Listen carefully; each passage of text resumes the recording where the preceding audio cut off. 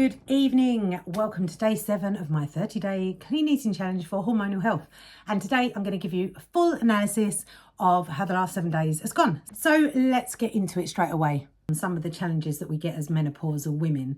So it's things like the weight gain, unexpected things that we probably either I've never had to worry about before because we've always been able to on the weight and how you hold on to it or get rid of it. So that's sort of a good point that I know a lot of women struggle with is the weight side of things. Also mood swings. That's something that's quite paramount to us as women throughout our lives. When we start puberty, if you're in your 40s now, like I am, then we didn't have the internet then. We didn't have access to all of the information that we can get now.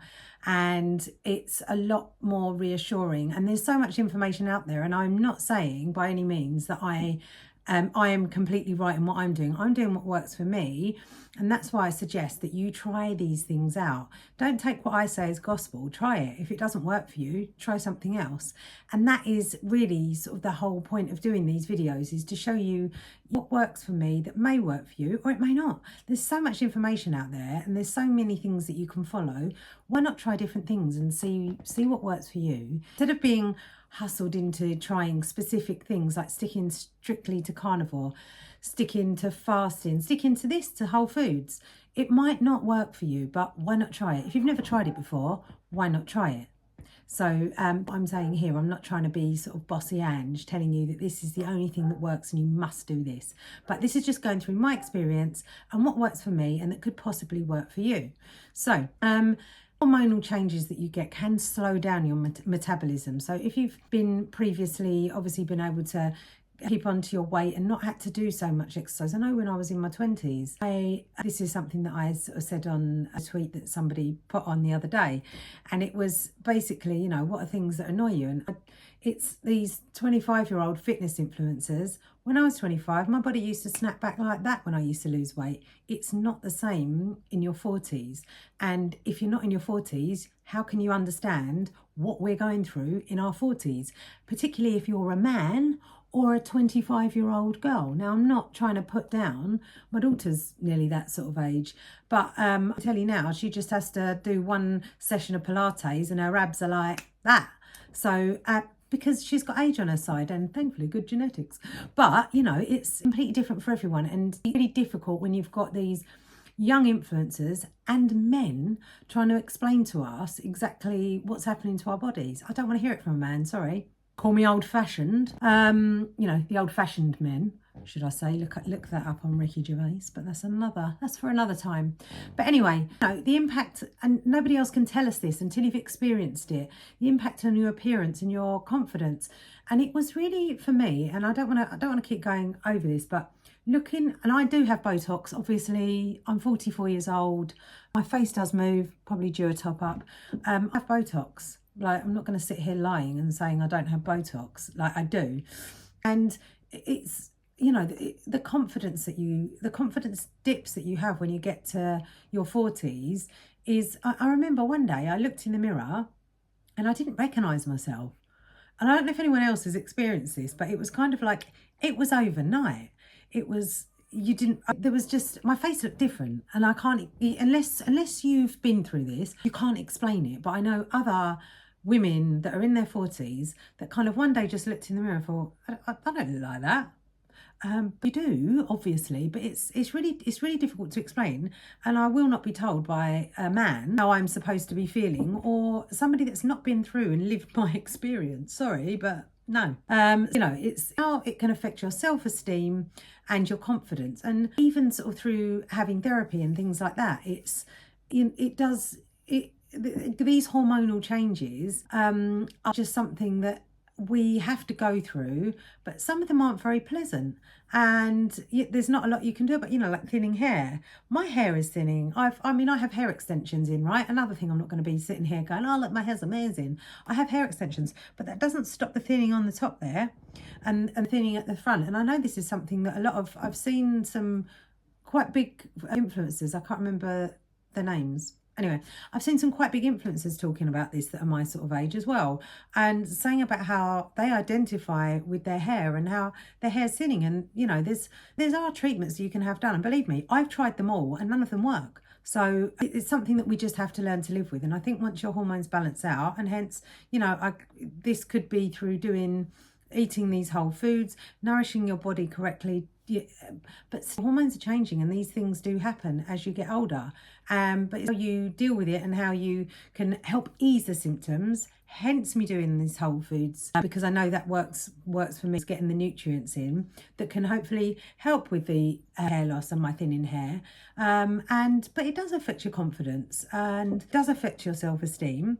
And it's things that you can work on. It's things that I've worked on with my clients. It's things that I work on with myself as well. I'm not going to sit here saying that I've, you know, had a ride with it. It is difficult coming to this sort of stage in life. So I don't want you to think that I'm taking this in any light sort of way and being like, oh, look, I'm perfect and, you know, my life's amazing and you should be doing this, because I think that's complete bollocks. And anyone that tells you that, they're lying, basically.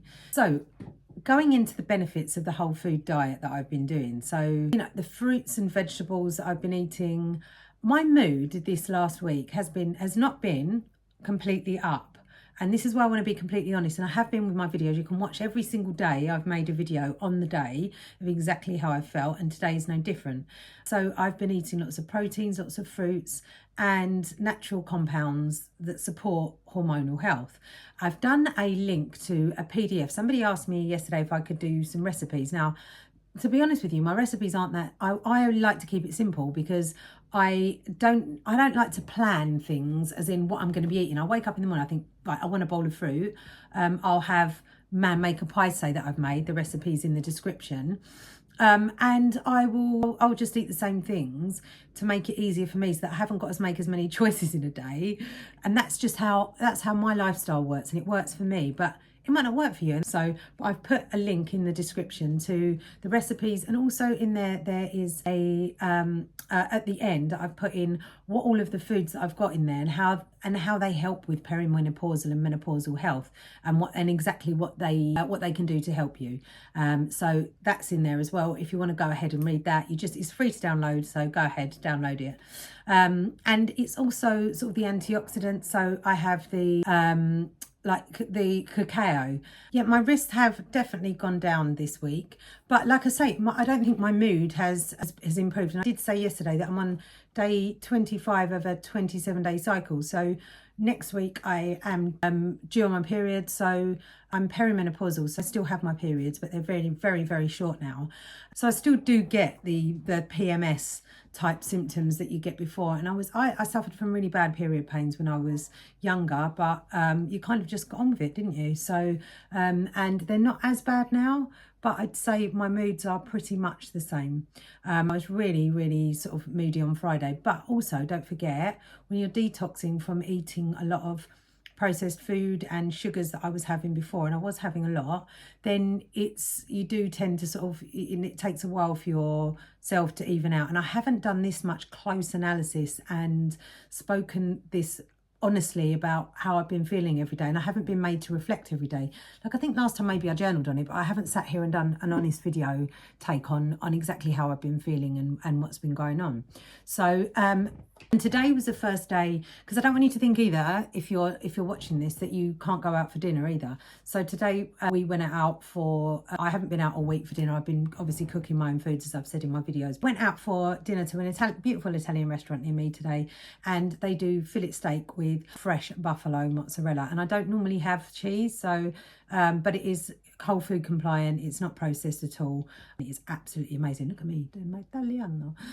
So I had that, and it has spinach and lardons, cooked in olive oil as well. It is absolutely amazing. So that is all I had, is a fillet steak, and I'll put a beautiful picture up of it because it is absolutely stunning. The food, the presentation, everything. And it's really, really nice food, and it's really easy for you to choose those kind of foods when you do go out. And like I said before, I've even been out, you know, I'm going away at the end of the month, and we end up going to sort of pubs for lunch because that's the only place we can take the dog to.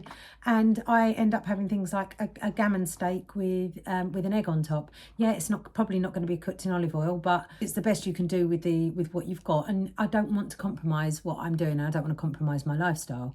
So to that extent where I just simply can't eat and go out. And this morning, what we normally do, when we have like a little routine on a Sunday on the German Shepherd. We go out on a German Shepherd walk. I'll go and get a coffee, and I'd normally maybe have a little lemon muffin. But this morning I took my homemade banana bread with me, and I had a black coffee. So there's things that you can do that make your life easier and make you feel like you're not missing out on things. So let's get into the analysis. Particularly, I weighed 9 stone 11 pounds last Sunday, and then today I weigh 9 stone 8 pounds. Now I can't say that I feel any less bloated or anything like that. So I'll put all of the stats up here so you can see them whilst I'm talking through them. And then last week, my average beats per minute on my heart rate, and this is, look, I'm no scientist, right? I'm just showing you the stats that I get from my Fitbit and from Rempo, which is what the electronic scales that I use weigh myself with, and it gives you all stats back on your phone. So I'll link everything up so that you know where I've got everything from if you want it. So last week my resting heart rate was on average 61 beats per minute, and this week it's been 63. So it hasn't gone the way in the first week that I'd thought it would go, and I noticed last time over a whole month my beats per minute and my resting heart rate went down. So this week that's not happened.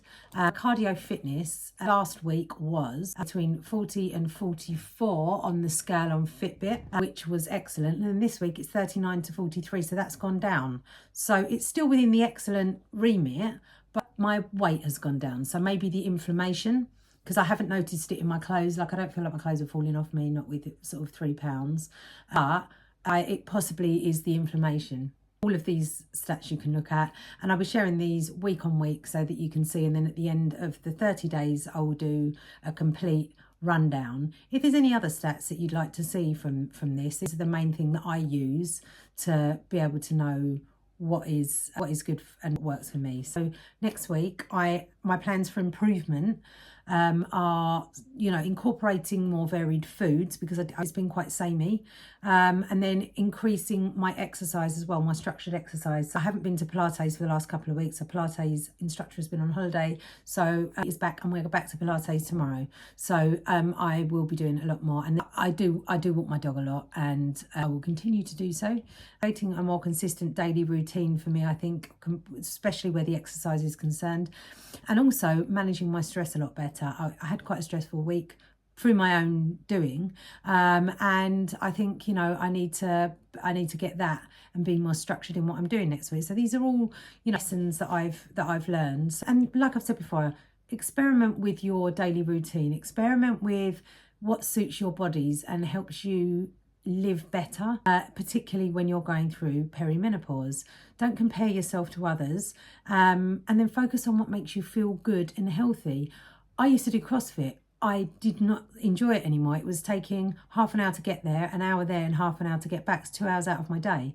I didn't have the time to do it anymore, and also I didn't enjoy it like I used to. I didn't enjoy CrossFit. So now I just do Pilates, Pilates I just feel has been gentler on my body, and it's also the core strength. Like, I've really noticed how much Pilates has helped my core strength, and I enjoy it. I didn't enjoy CrossFit anymore. I enjoyed it when I was younger, but I just didn't enjoy it anymore. So I stopped doing it. And, I felt really guilty for a while, but it just wasn't for me. But Pilates is. I found something I really enjoy. And it's something I do with my daughter as well. And she really enjoys it. And, the changes in her body, she's 22 and she just looks bloody amazing. So Pilates is if you like a gentler form of exercise, I can highly recommend that. But again, try what you like. You might prefer yoga. You might prefer going for a run. I'm not being militant about what you should or shouldn't be doing. This is purely what works for me. Links in the description for the recipes and for the meditation that I've done for my 30 days playlist, so that you can follow along. And I really appreciate you watching. If you've managed to watch this long, this has probably gone on a bit longer, but thank you very much for following me on this journey. And if I can be of any help to you in any way, please let me know. And just remember that you're not alone, and don't compare yourself to everyone else, because everyone's on their own journey.